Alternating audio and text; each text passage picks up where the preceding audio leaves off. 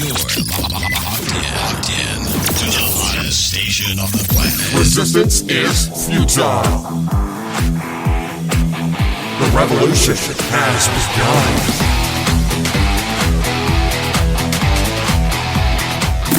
You're listening to Rebelpreneur Radio, helping you break the rules and build the business you need for the life you want. And now, broadcasting his pirate signal from somewhere beyond the status quo, here's your host, best-selling author, marketing and media strategist, Ralph Brogden. Hello and welcome to Rebelpreneur Radio. It's the show that helps you build the business you need so you can live the life you want. I'm Ralph Brogden. You know, as Rebelpreneurs and business owners, we have to overcome all kinds of challenges. Some of the challenges are external.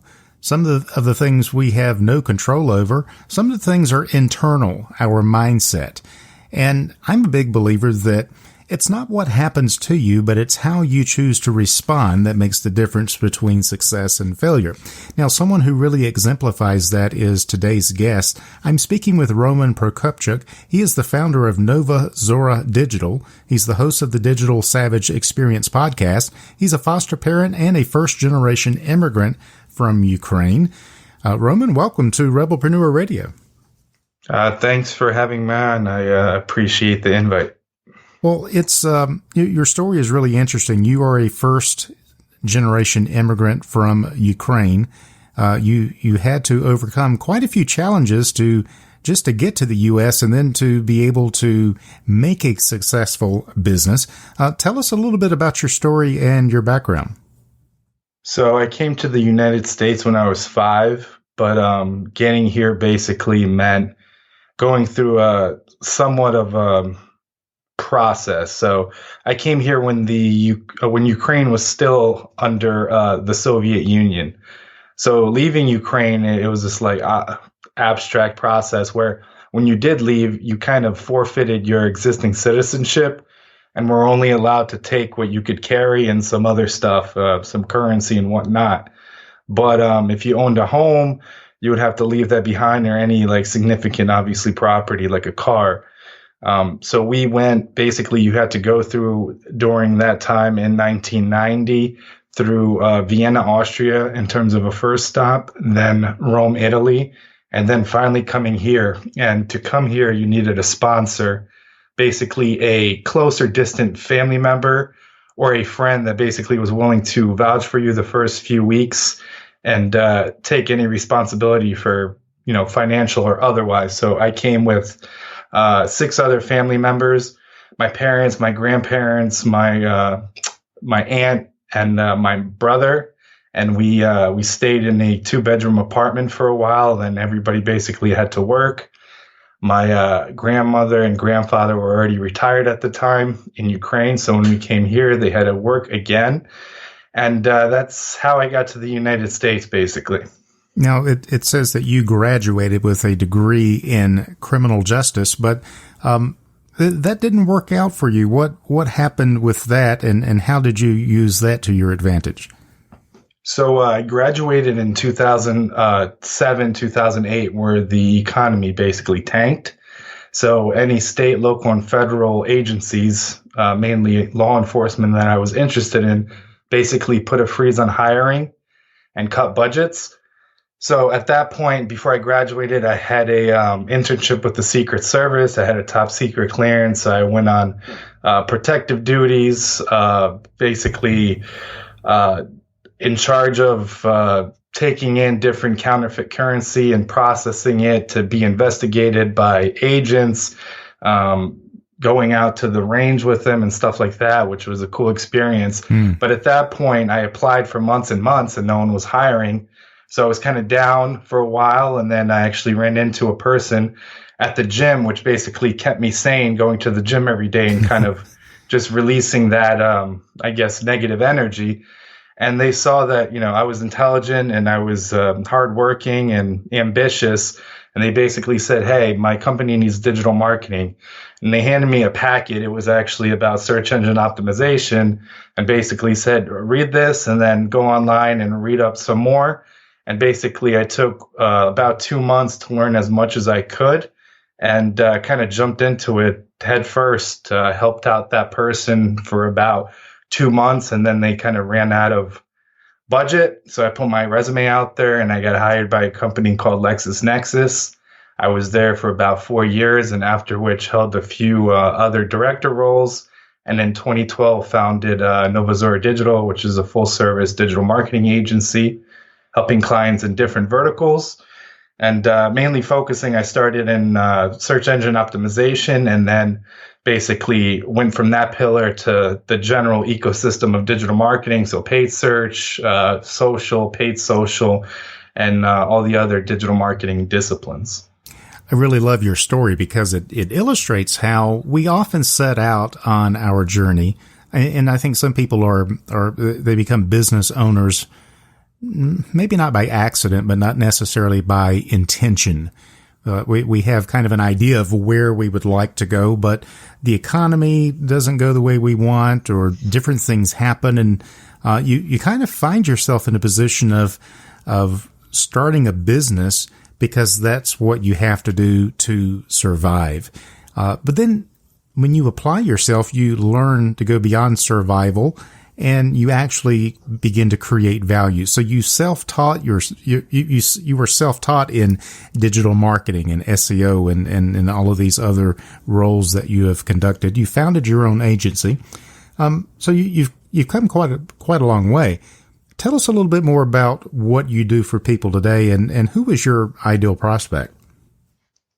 So I started in the field of legal, so helping law firms, small, medium, and large-sized law firms around the country with LexisNexis. And then I saw I didn't want to kind of pigeonhole myself into one vertical, but gain experience in several, then utilize and implement some things from one industry that another may not be using, and try it and see if it worked. So then I went into biotech and pharma, financial services, health and fitness, e-commerce, different B2B companies, and mainly search engine optimization. So that includes on-site, which is, content strategy, internal linking, metadata, anything front end.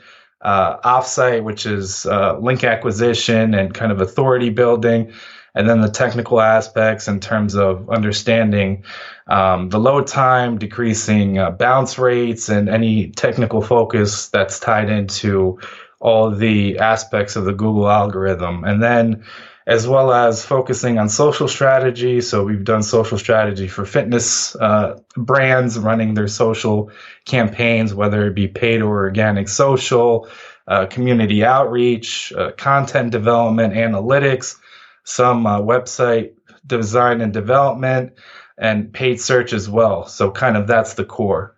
Yeah, so this sounds like some really complicated and technical stuff. Do you only work with large companies, or do smaller businesses benefit from your services as well? Well, I mean, I try to get a specific clientele. So nothing smaller than, I would say, $5,000 a month, but not to say that I want to kind of leave a legacy for myself and who I am. So a lot of the times smaller businesses will contact me, and then I'll free of charge. I'll jump on a call or, a Skype video conference, or meet in person for a cup of coffee or at a networking event. And then they tell me what the business problem is, where they stand. And I offer them, several solutions or what they should or could be doing, and give them some kind of guidance there. So, I mean, just because a business is a small business doesn't mean that I'm not willing to at least give advisement free of charge to kind of put some, good in the universe, and hopefully karma will come back to me in one way or another. And no matter what size the business is, I think any business can benefit from learning how to better market themselves and take advantage of the digital and the technical tools that we have available to us today. Well, that's interesting, because it leads me up then to the next question. With all the different businesses that you work with and the different industries, is there a common problem that you see over and over again when you're helping people with their digital marketing and SEO strategies? Just hiring the wrong people and listening to people that promise the world, kind of get on first page in a month or two or a specific amount of time. There's no set amount of time basically to get on a first page of a search engine or focusing on one thing that, may not be effective for that business or whatever problem they have, only simply selling something just to sell it. A lot of agencies are somewhat cookie cutter and kind of sell plans and not customize or tailor a campaign to a business needs. So finding whoever you're, work with or hire someone in-house that delivers value and understands that business and the value of that business and treats that business as their own to a certain extent. Yeah, well, that makes a lot of sense.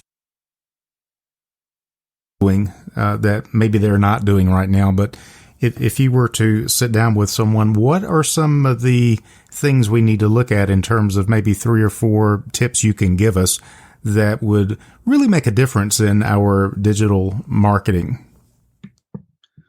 Small business wise, local search. So your Google local listing to make sure you at least have it claimed, because a lot of businesses still don't have it claimed, and setting a radius around your business for that, making sure and checking on what kind of reviews you're getting. Are those genuine reviews or those spammy reviews by just people leaving negative reviews in terms of a small business?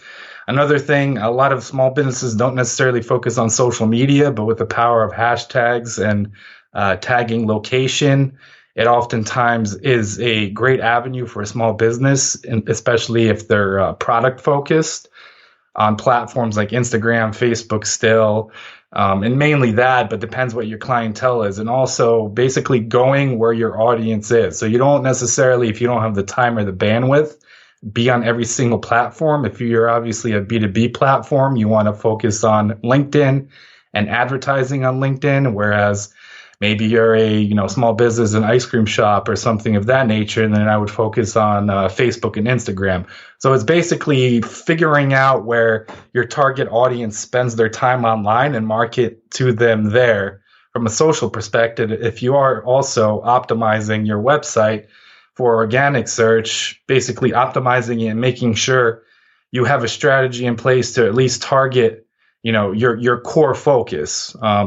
Sometimes you don't have the budget in-house or an agency for additional content, but just making sure you have the right things and it's properly functional. Sometimes if you do want to check it on yourself, there are a lot of free website graders. So just run your URL of your website through a website grader to just get an idea. Obviously, it's not set in stone or the law, but just get an idea where that stands and kind of understand the health of your website. And I think that's kind of a good start, or at least having a website in general. There's still businesses in 2019 that don't even have a website. It's hard to believe. So if you don't have it? a website, that's the first thing I would probably start with. But if you do have a website, making sure it's responsive and mobile friendly, because with Google, they have mobile first indexing now. So if you're not, optimized or optimal for mobile searches, they're not going to render you on top of their mobile first index in terms of ranking. So considerations like that. And then when you do have a website, focusing on stuff like conversion rate optimization. So you're getting traffic now, but the traffic isn't converting. So what's going on the website itself? What can I fix? What can I redesign? Can I move a form somewhere? Can I switch a video placement to better convert the traffic you are getting to your website? Excellent. You wrote a blog a few months ago called 5 SEO Trends for 2019. It's very interesting. One of the points you had on there is video optimization. Can businesses really do anything with video? And if so, what do you recommend that they should be doing, and where should those videos be? Well, video is still a great medium. Video and audio, like we're talking today, audio is great and keeps expanding. But video, when you have a video, that video can be repurposed. So let's say you make a long form video, an hour video about several products or about an event you were attending or speaking on. That video can then be broken down into several smaller videos to utilize on social, or utilize on highlights on your website, or utilize as video ads. So if you create a core piece of content like that, you can repurpose it on several platforms and basically support that piece of content. But in terms of your go-to video platform, YouTube, and YouTube ads are still heavily underpriced. So if you do, let's say, have $100, $200 to test, obviously that's somewhat of a small budget to get an accurate measurement of success if you're running something. But if you do have a video or a branded video, that's definitely a good place to start if you're going the paid route. I think a lot of our listeners, maybe not all, but some people really get into this, and then others that are maybe thinking, I'm already in over my head. I just don't see how to figure this stuff out. And that's exactly where I think someone like you, Roman, can come in and really make a difference. How would working with someone like you improve their chances for success, even if they're not into all of the tech stuff?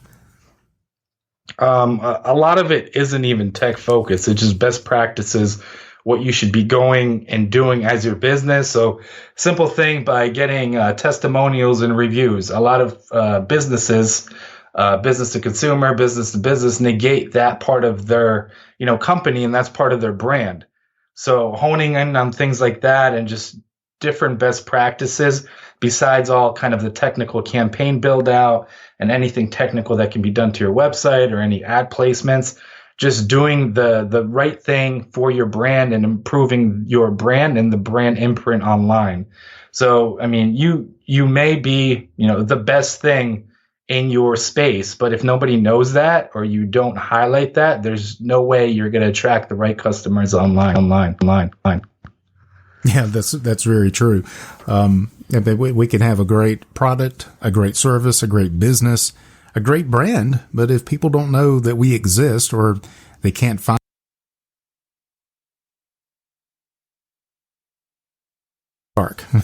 no one knows where it's coming from or who you are. Roman, you've got your hand in a lot of different projects, I'm sure. What are you working on right now that's got you really excited that you'd like to share with our listeners? I do stuff in terms of B2B space. So I work directly with a company called Cubic Consulting. So basically running the gambit of all of digital. So a lot of the efforts are focused on B2B. They are a IBM preferred partner and a big North America main partner in terms of planning analytics and other accolades in that space. So attracting basically visitors to go through trials and demos, and a large portion of that is attracting attendees to webinars and different workshops and things of that nature through social. So social for stuff like that, if you do have a B2B business, which they predominantly always run webinars and different informational sessions to promote that, social is a great place. The two best platforms that I've found are LinkedIn and Twitter. Twitter tends to be a little bit cheaper than LinkedIn. LinkedIn's been traditionally more on the expensive side in terms of CPM and CPC, in terms of cost per click and then cost per 1,000 impressions. So something like that, and just kind of working on creative, because it's at the end of the day, it's having a good product or good message, and then having the content or what the asset is to be memorable, and then how are you distributing that. So good content will never change, just that distribution method. Whether in 10 years there's not going to be social media, there's going to be virtual reality or augmented reality component that's more prominent, it'll still be good content over everything. Good advice.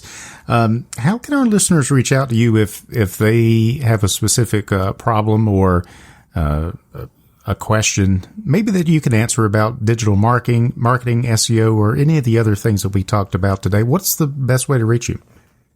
Any social platform. If you Google my name, you can message me. You can email me at roman.prokopchuk@novazoradigital.com. Or you can go to LinkedIn as well. I have a lot of articles, or just like I said, just search for my name. You can have some of the articles I put out. You're going to find my podcast that covers a lot of digital marketing digital marketing professionals. But anywhere online you find me, you can pretty much get to me. And your Digital Savage Experience podcast, tell us a little bit about that. So I started that as kind of a passion project. It was just me talking about my experiences in digital marketing, different case studies, talking about my experiences as a foster parent and what I went through with the state and different agencies and with children that were placed in my home.